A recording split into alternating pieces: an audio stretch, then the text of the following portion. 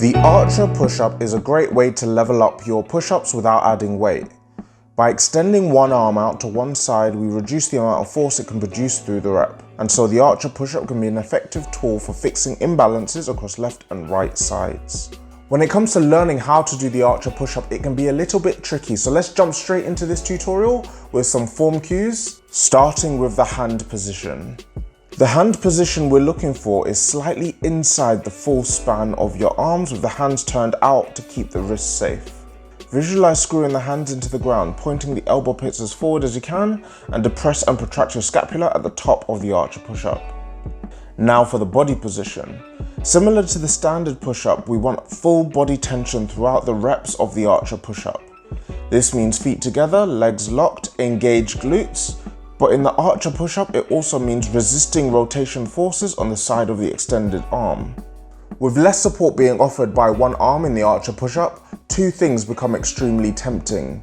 Rotating inwards so that our outstretched shoulder comes closer to the ground, which means our core hasn't done its job of resisting rotation, or rotating outwards so that we face the outstretched arm and open up the shoulder.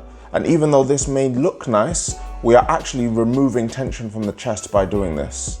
Instead, aim to maintain the chest square with the floor, being intentional with creating and controlling the tension in the obliques and chest, with the added benefit of this technique being more transferable towards one arm push-ups. How we count reps can affect how we perform the archer push-up as well.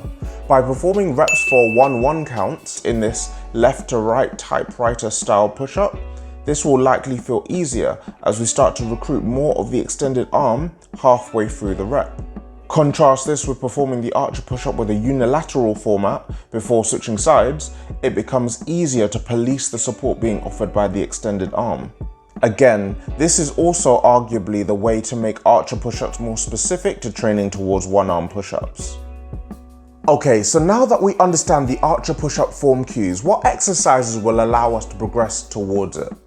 It goes without saying that a solid push-up proper should form the base of any push-up variation, but where the archer push-up is concerned, the narrow grip push-up, aka diamond push-ups, becomes a useful first progression.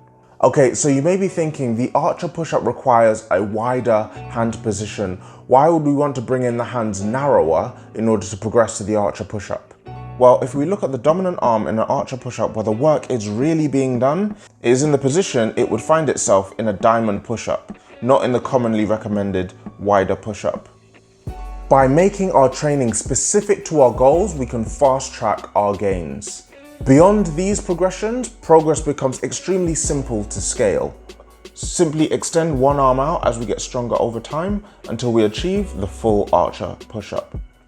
But that's it, crowd. Quick archer push-up tutorial for you all. Let me know down in the comment section if this helped you, and let me know if there's anything else you're struggling with as well. And crowd, I'll see you in the next one.